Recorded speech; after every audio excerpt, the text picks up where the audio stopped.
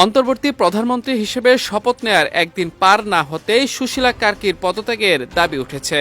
স্থানীয় সময় রোববার রাতে কাঠমান্ডুতে প্রধানমন্ত্রীর বাসভবনের সামনে বিক্ষোভ হয়।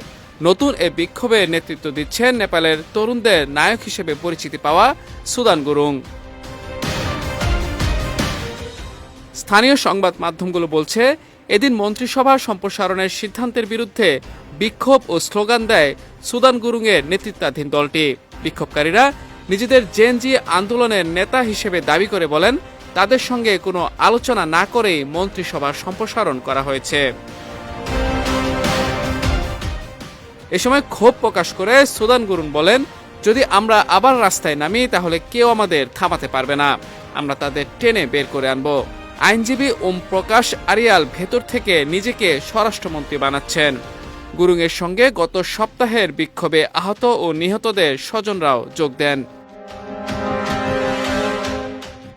এদিকে প্রধানমন্ত্রী কার্কি আইনজীবী আরিয়ালকে স্বরাষ্ট্র ও আইন মন্ত্রণালয়ের দায়িত্ব দেওয়ার সিদ্ধান্ত নিয়েছেন।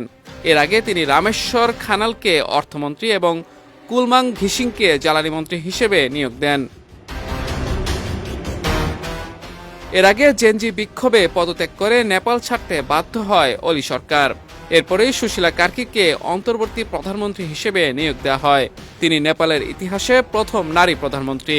শপথ নেওয়ার পরপরই তিনি হাউস অব রিপ্রেজেন্টেটিভ ভেঙে দেন এবং আগামী ৫ মার্চ নতুন নির্বাচনের তারিখ ঘোষণা করেন। মাহমুদুর রহমান, বিজয় টিভি, নিউজ ডেস্ক।